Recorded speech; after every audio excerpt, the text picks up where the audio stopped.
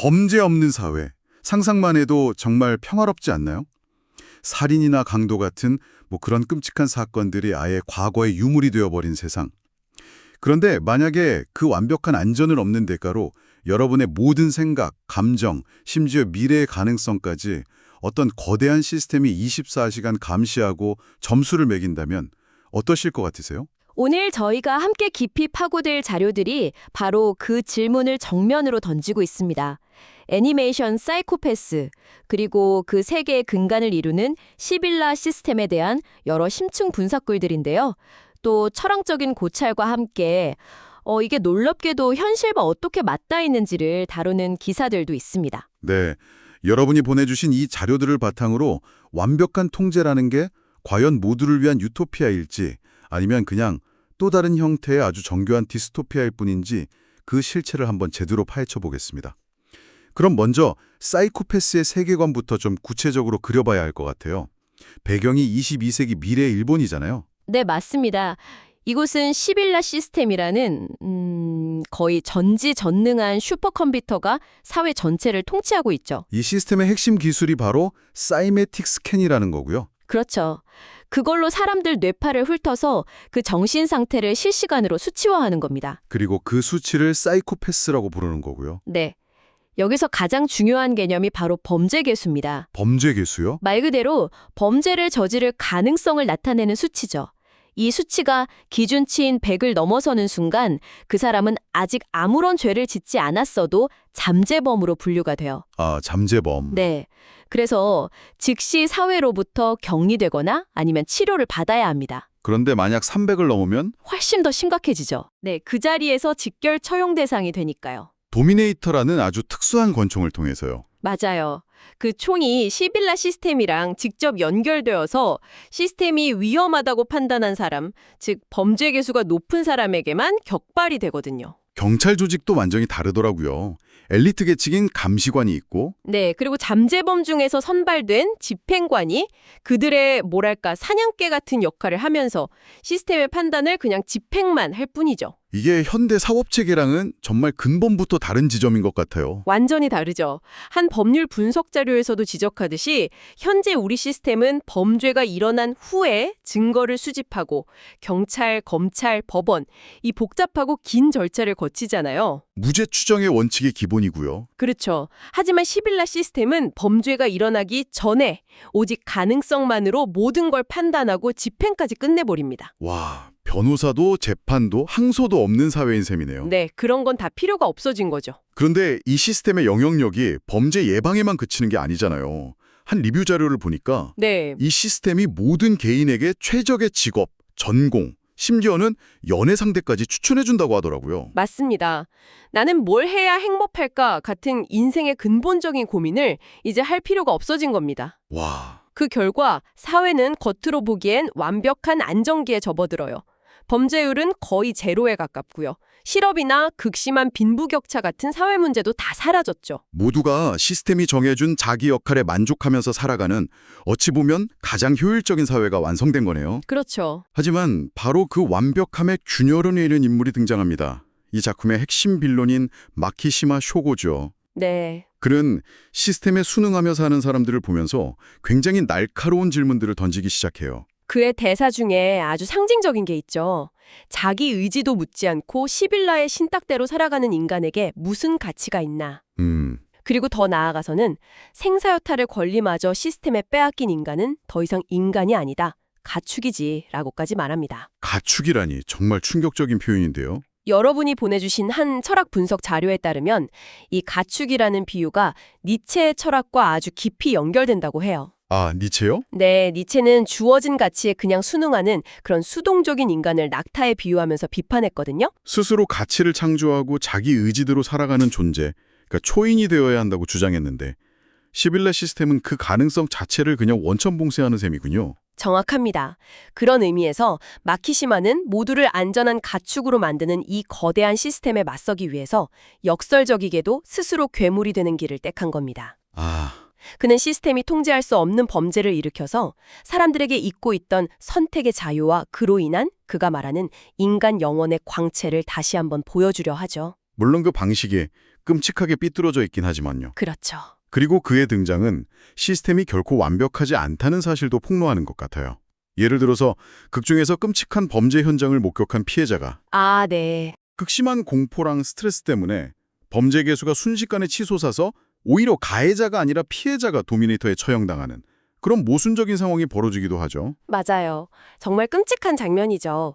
그리고 더 근본적인 시스템의 허점이 바로 마키지마 쇼고 그 자신입니다. 맨죄 체질자. 네, 그는 아무리 잔인한 범죄를 눈앞에서 저질러도 심지어 사람을 죽여도 범죄 개수가 전혀 오르지 않아요. 시스템이 그의 악의를 전혀 감지하지 못하는 거구나. 네, 자료를 보니까 이런 존재가 200만 분의 1의 확률로 나타나는 일종의 시스템 오차라고 하더군요. 맞습니다. 절대적이고 완벽하다고 믿었던 거의 신과 같았던 시스템에 측정 불가능한 예외와 오류가 존재한다는 사실. 이것이야말로 시빌라 시스템의 근간을 뒤흔드는 가장 치명적인 위협이 되는 것이죠. 그런데 여기서부터가 정말 현실과 맞닿아 있어서 소름이 돋는 지점인 것 같아요. 아, 네. 사이코패스가 2012년에 처음 방영됐는데 보내주신 기사들을 보니까 불과 2년 뒤인 2014년에 중국에서 사회신용 시스템 구축 계획이 공식 발표됐다는 거예요. 정말 놀라운 지점이죠. 두 시스템의 설계 사상이 정말 놀라울 정도로 유사합니다. 물론 뇌를 직접 스캔하진 않죠. 그렇겠죠. 그 대신 중국의 사회신용 시스템은 수억 대의 감시 카메라랑 안면인식 기술, 그리고 개인의 온라인 활동, 금융거래 내역, 교통법규 위반 기록 같은 빅데이터를 인공지능으로 분석해서 14억 시민 개개인에게 점수를 매깁니다. 점수를 매긴다. 그럼 그 점수가 높은 사람은 소위 모범 시민이 되어서 뭐 대출 금리 우대나 공항 VIP 라운지 이용, 좋은 학교 입학 같은 혜택을 받고요. 네. 반대로 점수가 낮으면 고속철도나 비행기표 구매가 금지되고 대출이 막히는 등 일상생활에서 심각한 불이익을 받게 되는 거네요. 맞습니다. 사회적으로 완전히 고립될 수도 있는 거죠. 와, 이건 명백히 보상과 처벌이라는 그 당근과 채찍을 통해서 시민들의 행동을 국가가 원하는 방향으로 유도하는 거대한 사회공학 프로젝트예요. 그렇죠. 한 자료에서는 이걸 세계 최초의 디지털 독재가 될 수 있다고까지 강력하게 경고합니다. 디지털 독재. 사회 안정과 질서라는 명분 아래 개인의 사생활과 자유를 어디까지 통제할 수 있는가, 시빌라 시스템이 던졌던 질문과 정확히 같은 맥락에 놓여 있는 거죠. 그런데 흥미로운 점은 다른 기사를 보면 중국 내에서는 이 시스템에 대한 지지율이 의외로 꽤 높게 나온다는 거예요. 아, 그게 또 그렇죠. 나는 뭐 숨길 게 없으니까 감시당해도 괜찮다. 더 안전해진다면 그게 더 좋은 거 아니냐. 이렇게 생각하는 사람들도 분명 많다는 거죠. 아주 중요한 지적입니다. 실제로 많은 사람들이 불확실성에서 오는 불안감보다는 통제된 사회가 주는 안정감을 선호할 수 있거든요. 이게 비단 중국만의 이야기는 아닙니다. 예측 범죄를 막는다는 명분 아래 미국 일부 주에서 도입한 예측 치안 시스템도 비슷한 논란의 중심에 있어요. 예측 치안 시스템이요? 네, predictive policing이라고 하는데요.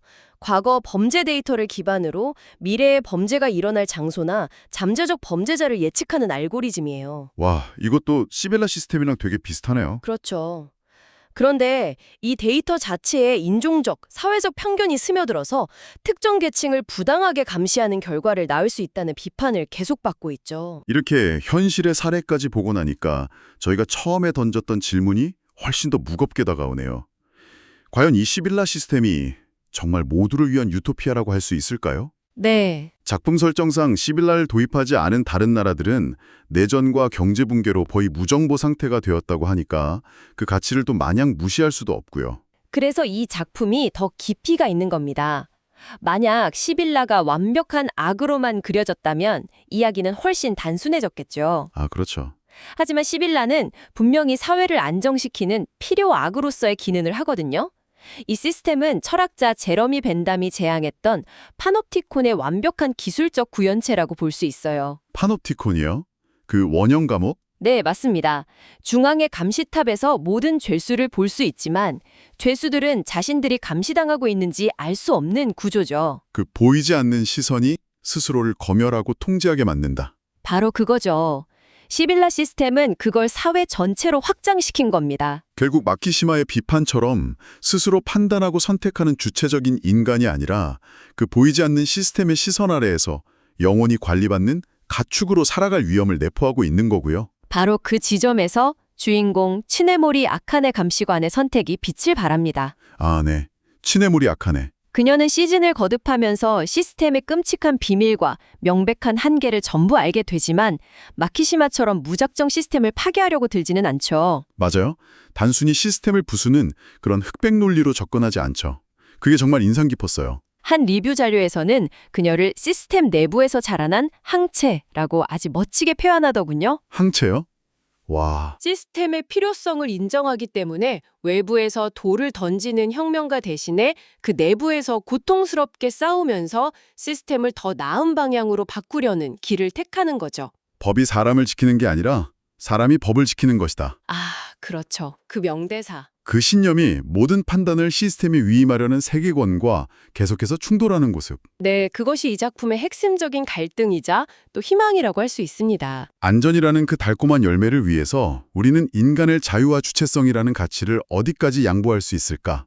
작품은 결코 쉬운 답을 주지 않고 치네머리 아카네라는 인물을 통해서 그 딜레마의 한가운데로 우리를 이끄는 것 같습니다. 오늘은 애니메이션 사이코패스의 시빌라 시스템을 통해 완벽한 통제가 가져올 미래 사회의 빛과 그림자를 깊이 들여다봤습니다. 안전과 질서라는 거부하기 힘든 가치와 실수하고 방황하더라도 스스로 선택하고자 하는 인간의 본질적인 자유의지 사이에 그 팽팽한 긴장감을 느낄 수 있었네요. 작품 속 이야기가 단순히 먼 미래의 공상과학으로만 느껴지지 않는 이유는 우리가 이미 그 길에 초입에 서 있기 때문일 겁니다. 우리는 매일 내비게이션에 최적의 경로 선택을 맡기고 인공지능 알고리즘에게 내가 좋아할 만한 영화나 음악을 추천받으면서 살고 있잖아요. 그렇죠. 한 자료에서는 프로스포츠 분야를 예로 들더군요. 선수의 가치를 WAR, 그러니까 대체 선수 대비 승리 기여도 같은 냉정한 통계 수치로 평가하거든요. 네, 모든 걸 계량화하는 거죠. 그렇죠. 그 과정에서 한 인간의 투지나 열정 같은 그런 무형의 가치는 점점 설 자리를 잃어가고 있고요. 듣고 보니 정말 그렇네요. 이런 편리함과 효율성이 우리의 고민과 선택의 영역을 아주 조금씩 하지만 분명하게 대체하고 있습니다. 여러분의 삶 속에서 기술과 알고리즘의 판단을 내어주는 것과 그럼에도 불구하고 나의 의지를 지켜내는 것 사이의 경계는 어디쯤에 있다고 생각하시나요? 어쩌면 그 경계선을 의식하는 것부터가 시빌라 시스템 같은 미래에 저항하는 첫걸음이 아닐까 하는 생각이 듭니다.